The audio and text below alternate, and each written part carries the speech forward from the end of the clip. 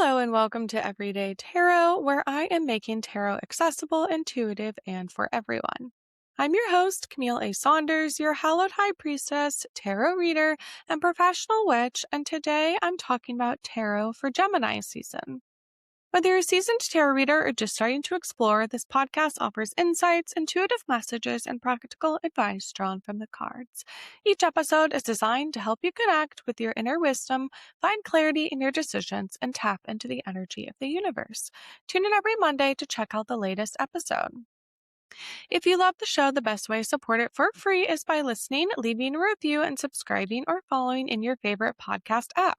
If you want to access the most up-to-date information on my upcoming events, presentations, musings, and info and photos of my day-to-day life, my newsletter is my one-stop shop. The link to join the newsletter will be in the show notes.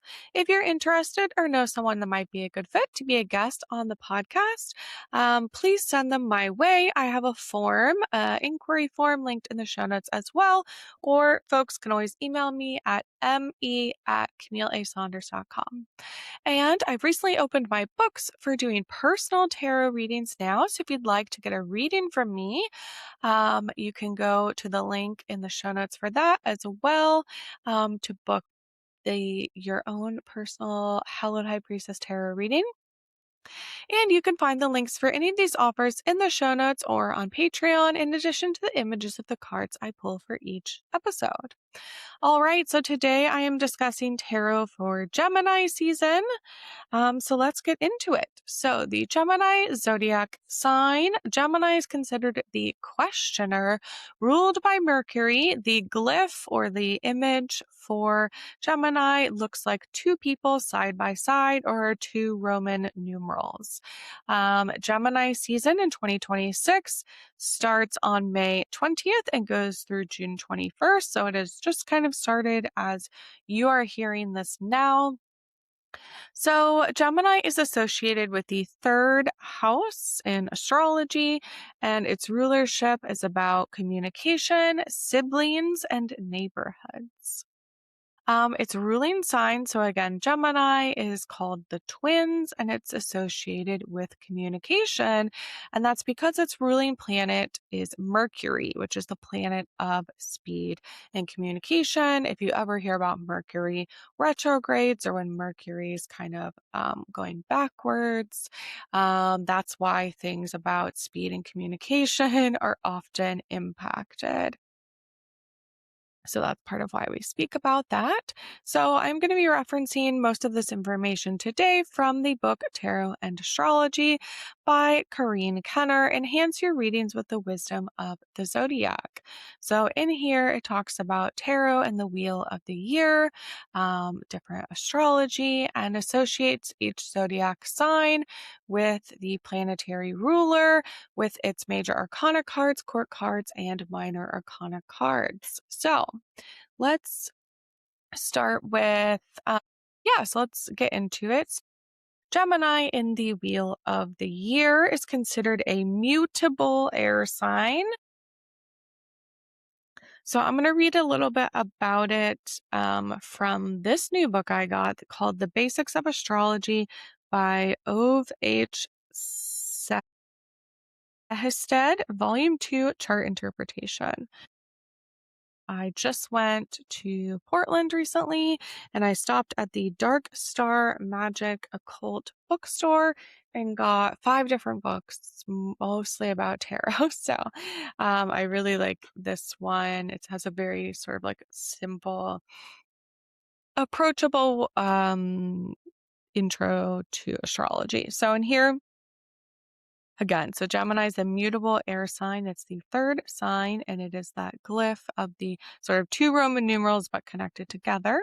So Gemini is symbolized by the twins, Castor and Pollux, who were given their eternal place in the heavens by a benevolent Jupiter. While this is part of the mythology, nevertheless, the basic quality of the sign Gemini is expressed in the duality of the twins. This is even carried over into the glyph, which strongly resembles the Roman number 2, as I said.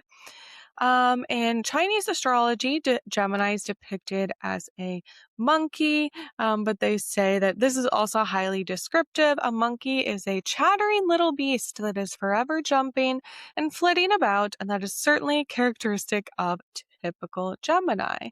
So Gemini is a mutable air. So air is the sort of intellectually seen element. Um, which just means it's kind of all about, yeah, the brain, intellect, the mental plane. So in tarot, right, the air signs are swords. So you'll see later, but when we get into the court cards and the minor arcana cards, they're almost all swords, because that is sort of the air sign association. So the mutability of the mutable air signs, we have fixed signs and we have mutable signs. So mutable quality provides changeability and adaptability. Um, so it says the polarity of the air allows this to be outgoing and expressive. Um, and again, as we think about air, right, how do we produce air in our bodies? Like oftentimes through speaking, breathing. And of course, that has a lot to do with communication, which again, I talked about, is connected with the Mercury aspect. So it says this can be the form of the spoken or written word or any kind of communication you can think of. It can be over any distance, a word whispered into an ear, a radioed message across the vast emptiness between planets. The communication of Gemini also includes physical travel to nearby destinations. Let's see. So sometimes, sort of stereotypically, Gemini, again, as an air sign, it's kind of all about like ideas, thinking, being in that realm. And Gemini with the twins kind of idea. I mean, if you've ever been around twins, they sort of have their own forms of communication. They often develop their own, yeah, like language or way of communicating with each other, that can sometimes feel like, wow, how do I break into that of any means? And I think Gemini sort of has that quality too, where sometimes they have the sort of like restlessness. In addition to, in the book, they say the chameleon-like ability to make them changeable to a point where it can result in superficiality. So it can kind of feel like, um, they might, again, change depending on their environment or based on who they're speaking to. But a lot of that is because Gemini is good at mirroring, which, again, if you think of a chameleon and how they are sort of like lizard that changes color depending on its environment to blend in, right? We can sort of see that association with Gemini. So sometimes that can be seen as a bad thing of like, oh, they just, um, yeah, whatever environment they're in, they're going to change like who they are. But that's part of this mutable aspect of Gemini is that adaptability that they're not fixed, right? Fixed signs are often seen as like stubborn, unmoving. And Gemini is not like that. It's a mutable air sign. So it's got the airy quality of like the wind and communication, and then it's adaptable, right? So it can kind of come in like a force or it can be that really quiet whisper, and that allows it to be very adaptable. It says the Gemini loves to be busy, and except for his occasional lack of purpose, they can be very ambitious. So again, it can kind of be that like they're really good at picking up different skills or doing different things. Again, this is sort of the person of Gemini. Gemini rules the nervous system, the head, and the brain are in the domain of Aries, but it's under Gemini that the brain orders are dispatched. Again, like part of that Gemini communication. So, right, we think about the nervous system, it's the connection between the brain and the rest of the body. So, sending, right, dispatching orders, the brain is telling other parts of our body through the nerves to go to different parts, places in the body. It also rules the arms and lungs, which again, like the lungs sort of have that very airy quality to it, right? Where is it important to get air into your body? Your lungs. Um, as well. Okay. we'll stop there for now because that's probably enough about Gemini in general. So, yeah, again, Gemini, mutable air associated with Mercury. So, let's talk a bit um, the about Mercury itself. So, Mercury, when we get into the major arcana cards, is actually associated with the magician.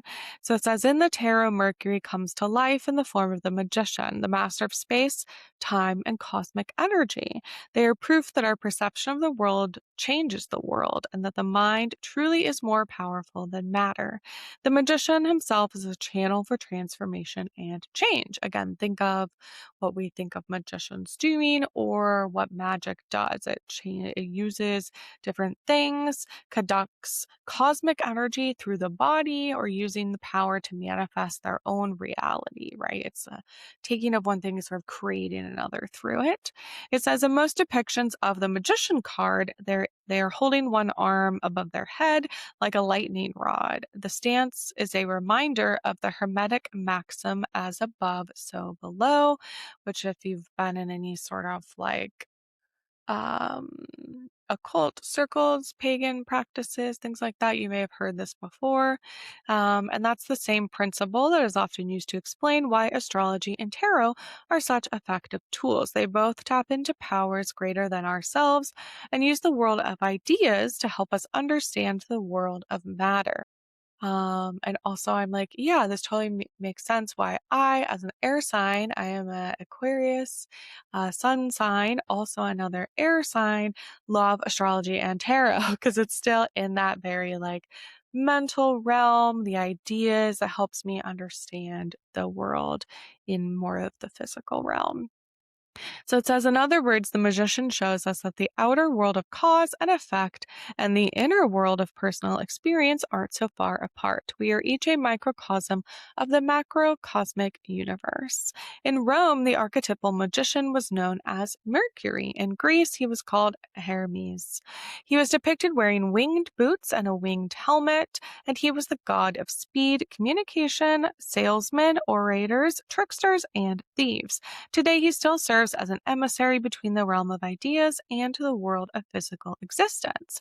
And Mercury, right, as you probably learned as a kid, is the closest planet to the sun. So it has the shortest orbit, which is only 88 days. The planet's speed and agility mark it as the quick thinking, versatile ruler of short trips, neighborhood errands, everyday commerce, and workday commutes. In astrology, Mercury rules messages and communication, representing logic, reason, wit, writing, and speech. It describes early schooling and primary education, as well as our childhood peers, so that whether that's neighbors, siblings, cousins, from whom we learn much of our communication methods and styles. That's sort of part of the association that I spoke about earlier of communication, siblings, and neighborhoods. That's because of that sort of locality. Mercury is a multitasker. It rules two signs, right? It rules Gemini, which is associated with the Lover's card, which we'll be talking about next, and Virgo associated with the Hermit.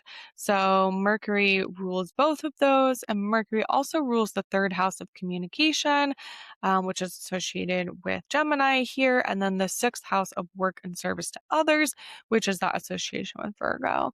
Mercury rules our biological message system too. So, like we said, it regulates the brain, the central nervous system, and the sense organs. The magician, like Mercury, corresponds to the element of air. All right, well, let's read about the Lover's card. Oops. There we go. Gemini. So Gemini is associated with the lovers, which again, if you look at the lovers card, it often depicts two people or two things together, often mirrored images and kind of this like twin soul idea. It says it's often said that people born under the sign of Gemini are the great communicators of the zodiac. They are insatiably curious, talkative, flirtatious, and playful. One could say the same about the lovers, the tarot card associated with Gemini.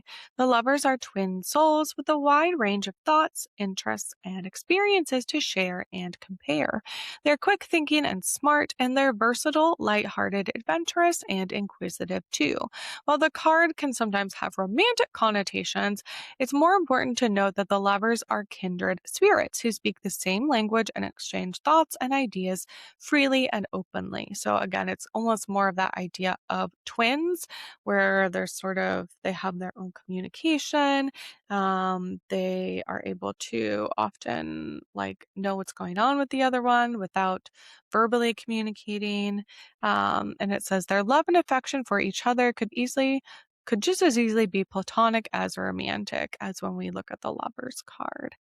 So most people, it says, put a romantic spin on the lover's card, but its astrological significance applies to siblings as well. You might even think of a sibling relationship as a profound soulmate connection.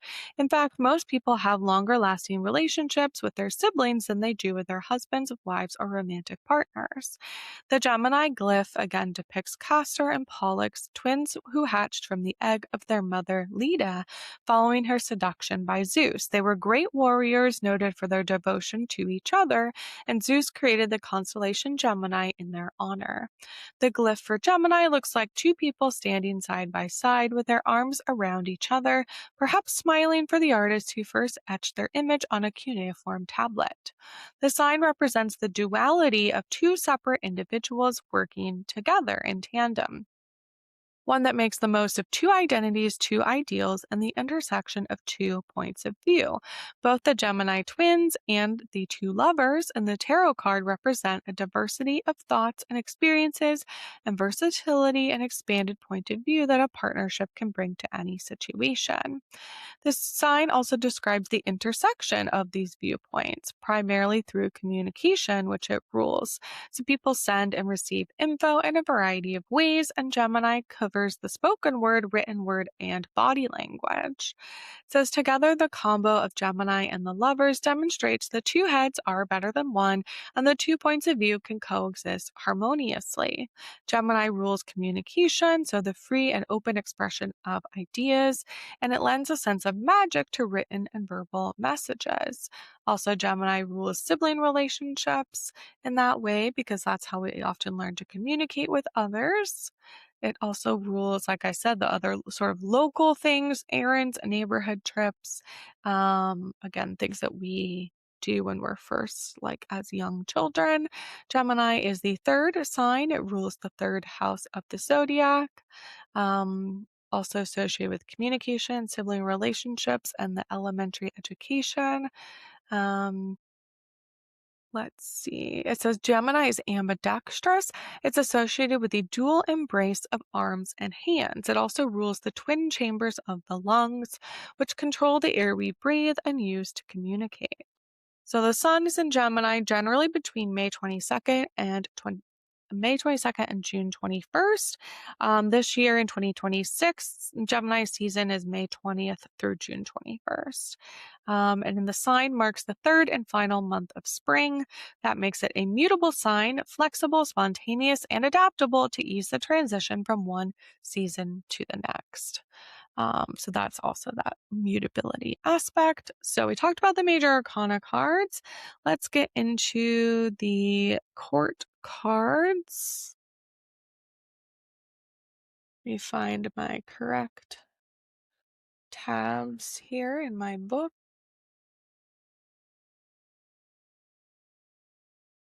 Okay.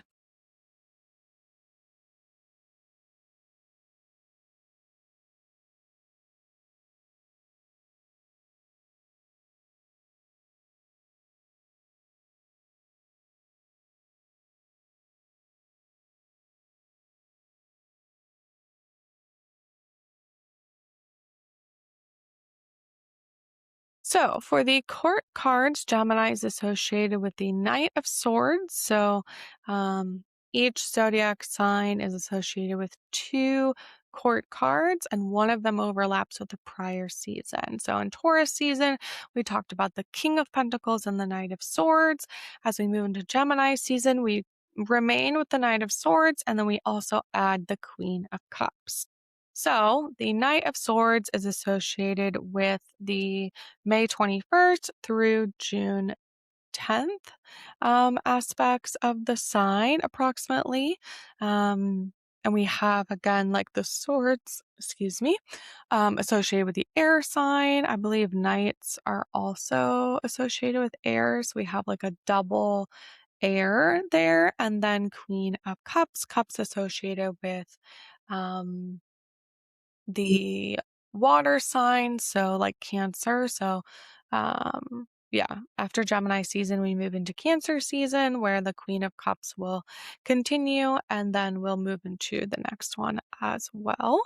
Let's see if there's anything else I want to say about that. I think we'll just move into the minor arcana cards associated. So for the minor arcana cards associated with Gemini, we have the Eight of Swords, the Nine of Swords, and the Ten of Swords.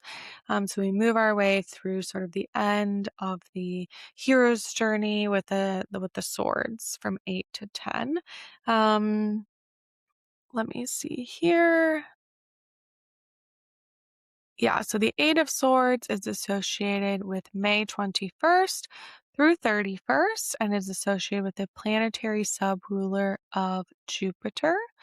With the Nine of Swords, it's June 1st through 10th, and it's associated with Mars. And the Ten of Swords is June 11th through 20th, associated with the Sun. So even within each zodiac season, we have these kind of broken up periods of which we move through different planetary rulers. So let's talk about, yeah, I'm kind of curious about the Nine of Swords. So that's the one associated with Mars. Oh, this is associated with Mars and Gemini, and it's talked about in this book as the Lord of Despair and Cruelty. Ooh. Mars, the planet of energy and aggression, doesn't tone down his warlike nature when he travels through the signs. In fact, when he steps into the ruler of Gemini's second decan, he finds a whole arsenal of mental weaponry at his disposal. In Gemini, Mars doesn't play war games, he plays mind games. Fully armed with verbal and intellectual ammunition, Mars bombards his adversaries with a full battle array, imprisons them in a tower of despair, launching insults, criticism, harsh words, and wicked thoughts. So, when I think of air signs or when we're in air seasons, I do think of that like having a lot of things going on in what I call the mental plane. So, like ideas, but also that is like the plane where anxiety likes to live, right? Anxiety has us focus on the what ifs of the future, but often mostly in our head, which is why anxiety can look like a invisible kind of disability in that way, is that a lot of it happens internally or comes in thoughts and maybe not necessarily people on the outside of our lives necessarily know what's going on in your head unless you're sharing those. Um, and so, right, sword signs being the air sign of the tarot, also I think of as that kind of dichotomy of like you can have all these ideas, but also sometimes that means that your brain is filled with ideas that are incorrect about yourself or the future or how things may or may not go.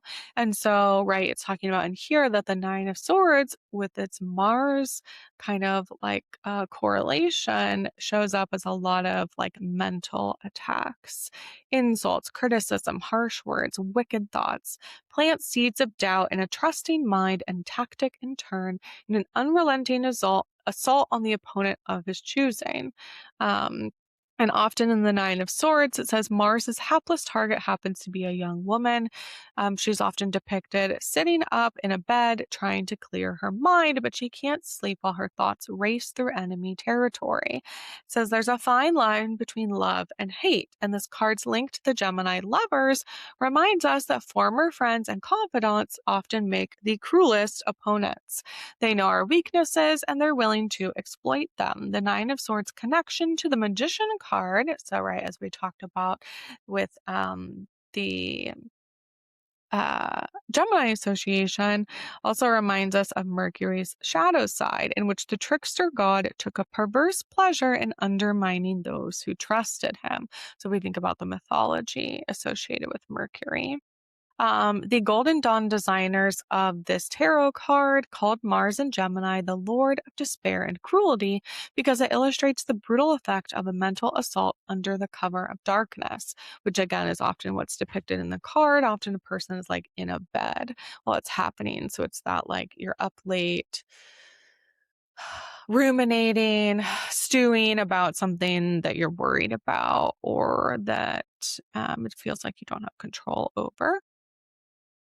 In a tarot reading, the Nine of Swords often represents restless nights, anxious dreams, insomnia, and panic attacks. The second decan of Gemini usually falls between June 1st and June 10th when the sun is between 10 and 20 degrees Gemini. So that's an example of how the minor arcana cards get associated. So then we also had the Eight of Swords, as well as the Ten of Swords, where we kind of move through that anxiety. Um, all right. So let me think if there's anything else I want to share about Gemini season. Again, that mutability and the air means like, yeah, you might get a lot of ideas and new things that you might want to work on. Gemini season is often filled with, yeah, a lot of mental activity. I know for me right now, I'm like doing a lot of like reading and thinking and writing to finish up my sex therapy certification program. I have to write a paper, sort of a book report. And so I'm reading right now and taking notes, and then I'll be writing that as my final project before I turn everything in. So that feels very Gemini season to me. Um, and of course, also, I just think about where I live. This is when it starts to really be like, oh, summer's happening. Kids are getting out of school soon, usually, and stuff like that where I live in the Pacific Northwest. And so there also is this like, oh my gosh, what am I going to do this summer? I have so many ideas and kind of starting to make a list of things, perhaps, of all the things we want to get done while the weather's nice and while we have more daylight hours for us, before it starts to get dark again in the fall and early winter. So I know again that's a lot of excitement about things. And again, the mutability of Gemini means that there's some flexibility, right? There's, okay, I want to get all these things done, but which ones am I going to do now? What can I get on the calendar? What's going to be a spontaneous, oh, the weather's really nice and I want to go swimming kind of day.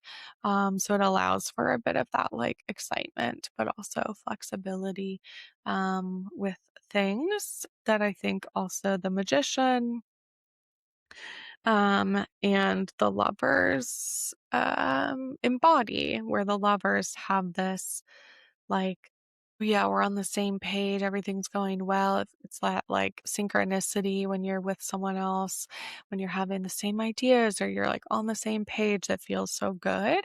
And then with the lovers aspect, we kind of have this like, what do you want to create? Like there's so many possibilities. You are the magician of your own world, of your own making. What do you want to do with that creative power? All right, so let's go ahead and pull a card. And again, I got most of my info today from this Tarot and Astrology book by Korea Kenner. And then I read a bit about Gemini in general from the Basics of Astrology book. I'll have those references in the show notes. Um, Let me grab a different deck.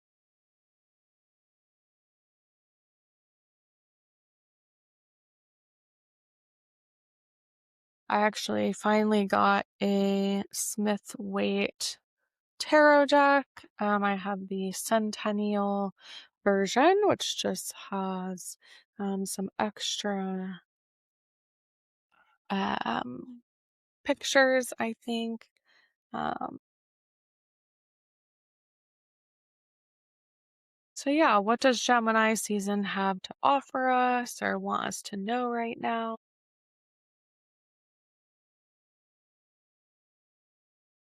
Okay, I got the Seven of Wands here. I'll put it up on the screen. The booklet in here is pretty light, but I'll see what it says.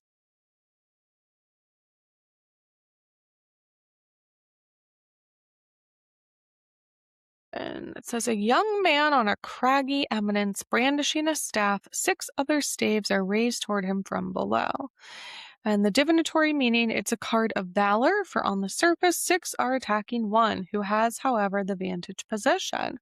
On the intellectual plane, it signifies discussion and wordy strife. In business, negotiations, war of trade, barter, or competition. It is further a card of success, for the combatant is on top and his enemies may be unable to reach him.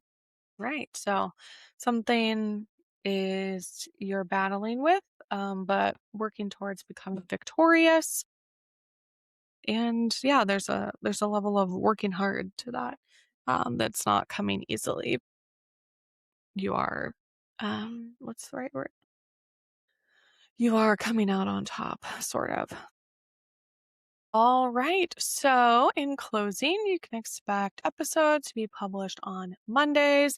I have guest episodes about once a month. So, if you want to be a guest or know someone that might be a good fit, you can fill out my form to be a guest on the podcast that will be linked in the show notes. Every episode is recorded on video, which you can check out on Spotify and YouTube, and hopefully soon on Apple Podcasts as they're rolling out their video optionality. And then links for the decks or anything else I talk about will always be in the show notes and on Patreon if you want to look at them or purchase them. And thanks for joining me today on Everyday Tarot. Tune in every Monday to check out the latest episode. You can email me, me@CamilleASaunders.com, with your thoughts, questions, and more. All right, see you soon. Bye bye.